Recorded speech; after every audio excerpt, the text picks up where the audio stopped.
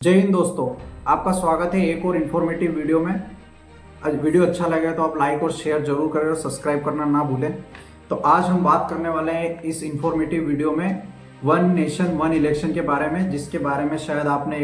पिछले एक दो दिन से सुना ही होगा, क्योंकि सरकार के मंत्रिमंडल ने इसको मंजूरी दे दी है। हालांकि ये बिल अब जो है एक बिल के रूप में पेश होगा लोकसभा राज्यसभा में, उसके बाद में विधानसभाओं में भी कम से कम 15 स्टेट अगर इसको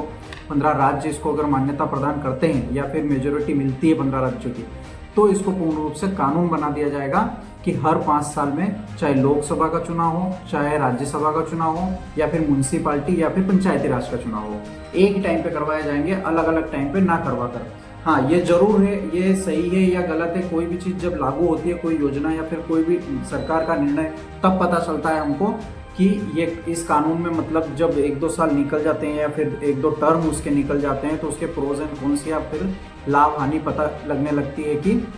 ये सही डिसीजन था या गलत डिसीजन है। लेकिन अभी अगर ओवरऑल माना जाए, वर्तमान परिस्थितियों को देखकर ये डिसीजन मेरे हिसाब से या फिर अत्यधिक लोगों के हिसाब से सही है। क्योंकि देखिए, सही इसलिए क्योंकि कम से कम 45-47 पार्टियों से इसमें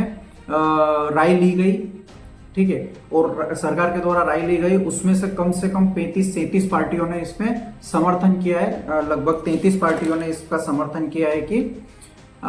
इसके पक्ष में जो है वोट दिए हैं, या फिर इसके पक्ष में रहे हैं कि 5 साल में एक बार सारे ही चुनाव करवा दो, जिससे जो अनिश्चितता रहती है, या फिर कहीं पे इलेक्शन होने वाला है, किसी स्टेट के इलेक्शन होने वाला है, तो उसकी तैयारी 6 महीने पहले से ही स्टार्ट हो जाती है, जिसको काफ़ी खर्च भी आता है। मतलब सरकार को इसको लेकर बहुत बड़ा खर्चा उठाना पड़ता है, या फिर जो इलेक्शन लड़ रहा है उसको खर्चा उठाना पड़ता है। इलेक्शन आयोग जो मुख्य चुनाव आयुक्त है उनको, या फिर जो राज्य के चुनाव कंडक्ट करवाते हैं उनको प्रॉब्लम होती है, उनको इतना सारा मैनेजमेंट करना पड़ता है, और उसको लेकर बहुत बड़ा जो सरकारी खजाने में से पैसा खर्च होता है वो कहीं ना कहीं बच जाएगा, और फिर जो सरकार है बनी रहेगी ना 5 साल तक, वो वास्तव में काम कर पाएगी। क्योंकि अभी क्या होता है कि अब आपने देखा होगा, अभी लोकसभा इलेक्शन 2023 में खत्म हुआ है, उसके बाद में अभी विधानसभा चुनाव आ गए। अब अगले ही महीने 4 राज्यों के चुनाव है। अक्टूबर में हरियाणा और जम्मू कश्मीर के चुनाव है, फिर नवंबर में महाराष्ट्र और झारखंड के इलेक्शन है। तो मतलब कोई ना कोई चुनाव देश में चलता ही रहता है। मतलब पूरे 5 साल में जो नेता होता है या फिर लीडर रहता है, जो मेन लीडर, वो तो चुनाव के प्रचार प्रसार में, अपने मोदी जी को ही देख लो, प्रचार प्रसार में ही रह जाते हैं। मतलब अभी देख सकते हो कि अगले महीने चुनाव है, अक्टूबर या नवंबर में, इन राज्यों में 4 राज्यों में, उनको लेकर तैयारी अभी जोरों शोरों से कब से स्टार्ट हो गई है, कई रैलियां हो रही है। तो काम कब करेंगे ये लोग? तो काम तभी कर पाएंगे जब 5 साल में एक ही बार चुनाव होगा, और पूरा 5 साल उनको काम करने के लिए समय मिलेगा। चाहे 2-3 महीने लग जाएंगे उसको टोटल चुनाव करवाने में, लेकिन एक पर्टिकुलर 2-3 महीने में सारे इलेक्शन खत्म हो जाएंगे ना, तो अच्छा रहेगा। ठीक है, तो इसको लेकर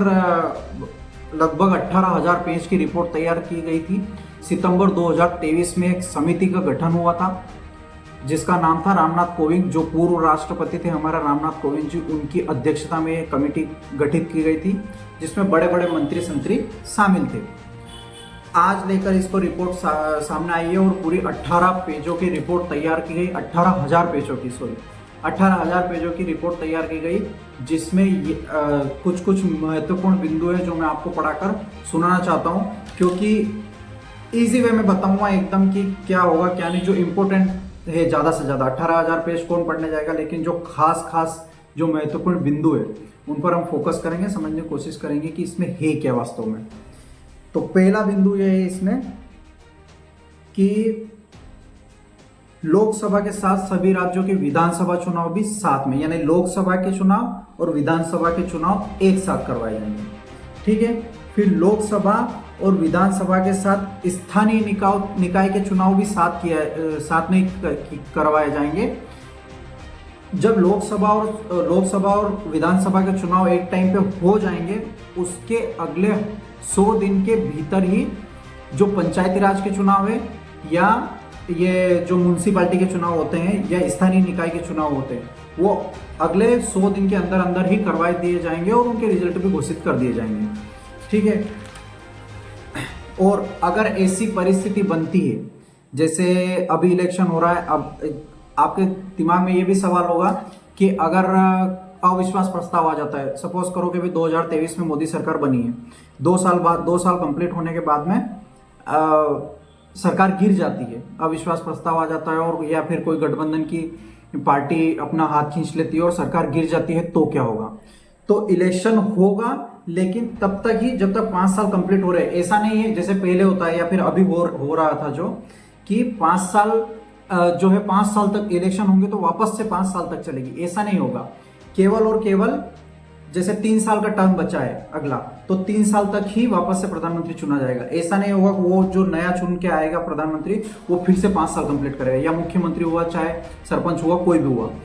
यानी कि 2029 में लोकसभा इलेक्शन होने हैं,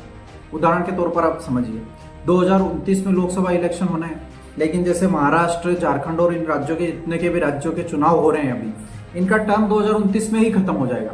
चाहे वो 2 साल का हो, 3 साल का हो या कभी भी हो। जैसे उत्तर प्रदेश का चुनाव होने वाला है, लोकसभा इलेक्शन होगा 2027 में, तो 2027 में ही करवाया जाएगा वो, और जो मुख्यमंत्री बनेगा उसका केवल 2 साल का ही टर्म रहेगा, और 2029 में उनका भी साथ में ही वापस से इलेक्शन होगा, चाहे 2 साल का ही टर्म कंप्लीट हुआ। 2027 के बाद में चाहे 28 में भी कोई मुख्यमंत्री बनता है या इलेक्शन होते हैं विधानसभा के किसी भी राज्य में, तो वो 1 साल के लिए बनेगा, क्योंकि 2029 में इलेक्शन है। ये बात समझ में आ गई?